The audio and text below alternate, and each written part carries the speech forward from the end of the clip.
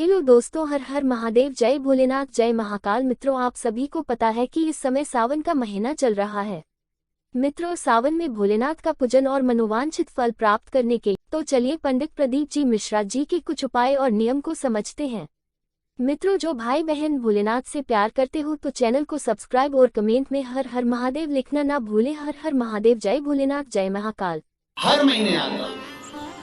जब आपके हृदय में कभी कोई बात आ जाए कि बाबा आज मेरा मन ये कह रहा है और आपको सुनना है बाबा, आपको स्वीकारना है बाबा, आपको मेरे मन की बात जानना है बाबा, बस हाथ में चंदन लगाया, बेलपत्री का भाग इस तरह से पकड़कर शिव जी से अपने हृदय की बात कहकर, मेरे देवादिदेव महादेव से दिल से कहकर, अशोक सुंदरी वाली जो जगह होती है, आपको बताया है अशोक सुंदरी का जो स्थान होता है, ये शिवलिंग या अशोक सुंदरी की जगह, इस बेलपत्र को अशोक सुंदरी वाली जगह पर, जहाँ शिवलिंग है, शिवलिंग की साइड पर पहले नंबर की पत्ती का मुख होना चाहिए, बस उसको रख दीजिए और उस पर थोड़ी देर हाथ रखकर अपने हृदय की बात मेरे महादेव को दिल से कहकर आ जाइए। अगली सोमवार की अष्टमी या अगला प्रदोष या अगली शिवरात्रि जब आती है, मेरा महादेव आपकी मनोकामना का भाव पूर्ण करता है। ये शिव तत्व है। एक बात अपने जीवन में उतार कर रखिएगा, सोमवार की अष्टमी, शिवरात्रि या सोमवार, प्रदोष, बन सके तुम्हारे पास में शिवालय हो या बेलपत्री का वृक्ष, वहां दीप दान अवश्य करना चाहिए। अब एक बात का स्मरण आपको रहे थोड़ा सा, अगर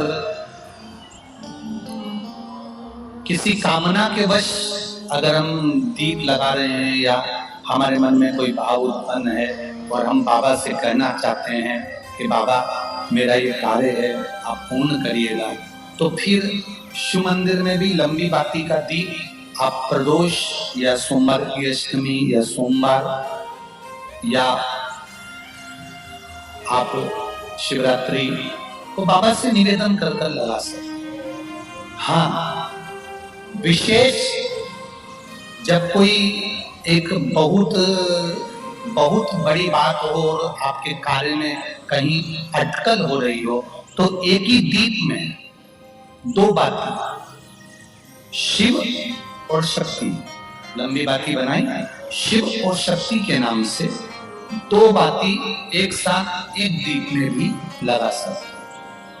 पर कब? जब विशेष कोई आपका कार्य हो, वो अटक रहा है, विशेष कोई कार्य, और आप बाबा से प्रार्थना कर रहे हो, तो दो बाती का भी प्रयोग आप कर सकते हो। ऐसे शिव शत्रु। शंकर भगवान को धतूरा कब चढ़ाना चाहिए उसका विशेष ध्यान रखें। जैसे शिवरात्रि है, प्रदोष है या सोमवार है या कोई विशेष आपका उत्सव है, तो आप शिव जी को धतूरा चढ़ा सकते। या विशेष कोई बीमारी ऐसी लग गई है या विशेष कोई तकलीफ ऐसी हो गई है जिसका निवारण नहीं हो रहा, तो आप धतूरा चढ़ा सकते। धतूरा चढ़ाने का भी एक क्रम है। हल्दी में भिगोकर धतूरा चढ़ाया जाता है लक्ष्मी के लिए।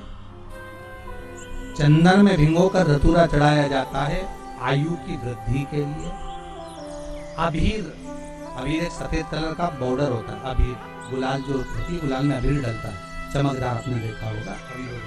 तो अबीर में धतूरा जो डुबो कर चढ़ाया जाता है, अबीर को लगाकर चढ़ाया जाता है, वो रोग मुक्ति का काय के लिए होता है, वो रोग मुक्ति,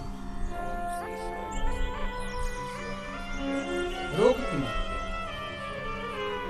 धतूरे का भी एक स्मरण होता है महाराज, बहुत भारी रोग है, बीमारी लग गई है, डॉक्टर अपना काम कर रहे हैं, घर का व्यक्ति बहुत बीमार हालत में पड़ा हुआ है, तो बेलपत्री के वृक्ष के नीचे भी शिवलिंग का निर्माण कर एक धतूरा समर्पित करा जाता है, जिससे रोग से मुक्ति होती है। उसमें ना तो हल्दी लगाई जाती है, ना चंदन लगाया जाता है, ना अबीर लगाया जाता है, केवल धतूरा।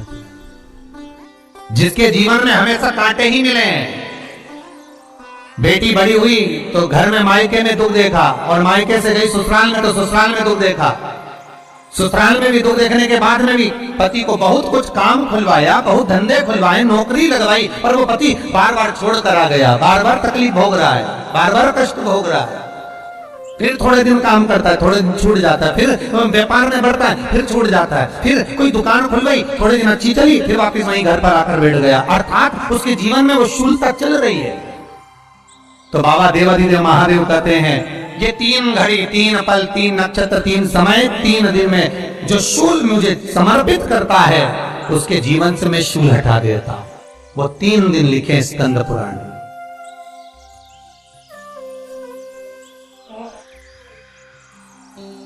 महाराज, बैसाख महीने में जो प्रदोष आती है, बैसाख के महीने में बहुत ध्यान से सुनना भाई, जो अपनी जिंदगी से बहुत तंग आ गए हो, परेशान हो गए हो, कष्टमय जीवन जी रहे हो, बहुत दुखी हो गए हो, उनके लिए ये स्कंद पुराण का चरित्र फिर मिले ना मिले, आप प्रेम से सुनिए। आओ, पहला बैसाख महीने की प्रदोष, चाहे वो शनिचरी प्रदोष हो, चाहे रविवार की हो, सोमवार की हो, मंगल की हो, बुधवार की हो, गुरुवार की हो, शुक्रवार की हो, शनिवार की हो, कोई भी वार की हो, पर बैसाख महीने की प्रदोष, प्रदोष काल में शाम का समय सूर्य डूब रहा हो, बस डूबा ही हो, और उस समय पर सूर्य के डूबन के तुरंत बाद बाबा को धतूरे के साथ में बेलपत्री ना चढ़ाते हुए, बेलपत्री के वृक्ष के 7 कांटे बाबा के शिवलिंग पर समर्पित करे जाते हैं महाराज, अपनी जिंदगी में अड़चनों को हटाने के लिए। फिर आप जिस व्यापार में उतरे, जिस व्यवसाय में उतरे, जिस नौकरी में उतरे, आप दिल से करें, आपको तरक्की मिलेगी। आप हार नहीं सकते, नीचे नहीं आ सकते, उन्नति पर ही चढ़ेंगे।